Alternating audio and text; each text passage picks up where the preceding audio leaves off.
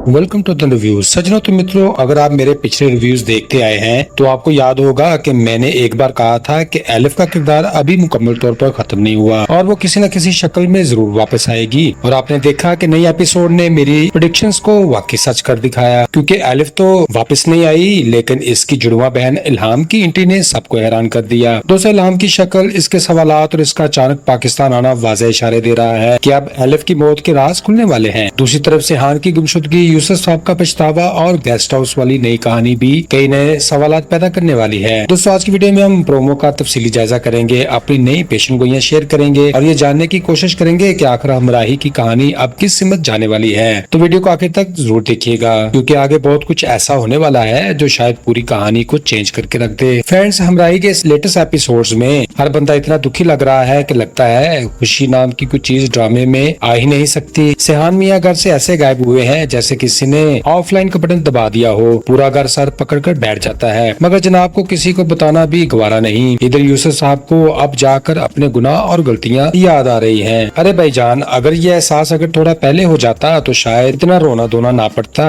और फिर एंट्री होती है इल्हाम की, जो बहन की कब्र पर आने से पहले पूरा तफ्तीशी मिशन लेकर आ गई। जो सच पूछे तो इसके सवाल देखकर लग रहा है पुलिस भी इससे ट्रेनिंग ले सकती है। दूसरी तरफ वजीर खान तो हद ही कर गया, एक अजनबी बीमार आदमी को घर उठा लाया और चंद मिनट बाद नौकरी भी दे दी, जैसे गेस्ट हाउस नहीं बल्कि वेलफेयर ट्रस्ट चल रहा हो। दोस्तों, रानिया बानो बेचारी सख्त बनने की पूरी कोशिश करती हैं, मगर दिल इतना नरम है कि 2 मिनट बाद मान ही जाती हैं। मजमूई तौर पर ये ड्रामा राज, आंसू और गलत फहमियों का ऐसा पैकेज लग रहा है कि नेक्स्ट एपिसोड में शायद नाजरीन ही नॉर्मल नजर आएंगे। फ्रेंड्स, अगर इस प्रोमो को देखकर अंदाजा लगाया जाए तो लगता है कि आने वाले एपिसोड्स में कहानी अब तेज रफ्तारी से खुलने वाली है। सबसे बड़ी प्रेडिक्शन यही है कि एलिफ की मौत इतनी सादा नहीं जितनी बताई जा रही है। इल्हाम की पाकिस्तान आमद यकीनन किसी बड़े राज से पर्दा उठाने का सबब बनेगी। दूसरी तरफ सेहान का घर छोड़ना भी महज गम का रद्द-ए-अमल नहीं लगता। ऐसा महसूस होता है कि वो किसी ऐसी सच्चाई तक पहुंच चुका है जिससे बाकी लोग अभी लाइलम हैं। यूसुफ साहब के चेहरे पर पछतावा भी इशारे दे रहा है कि माजी का कोई बड़ा गुनाह जल्द सामने आ सकता है। इधर गेस्ट हाउस वाली ट्रैक भी लगता है आरजी नहीं बल्कि सेहान की जिंदगी का नया ट्विस्ट बनने वाली है, जहाँ रानी और वजीर इसलिए गैर मुतवक्का सारा साबित हो सकते हैं। तो ड्रामा अब खालिस रोमांस से निकलकर राज, जुर्म, जज्बाती इंकशाफात और खानदानी सच्चाइयों की तरफ जाता हुआ दिखाई दे रहा है।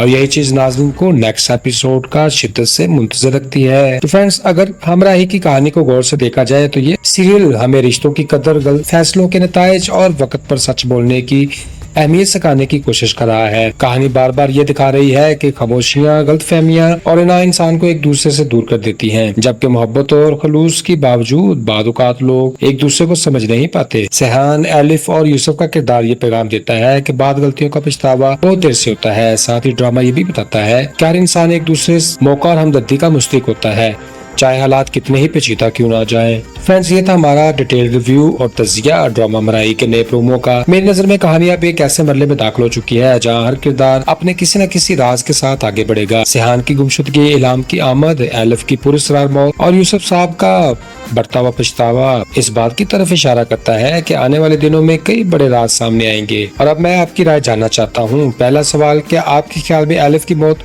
वाकई कुदरती वाकया थी या इसके पीछे कोई राज छुपा हुआ था?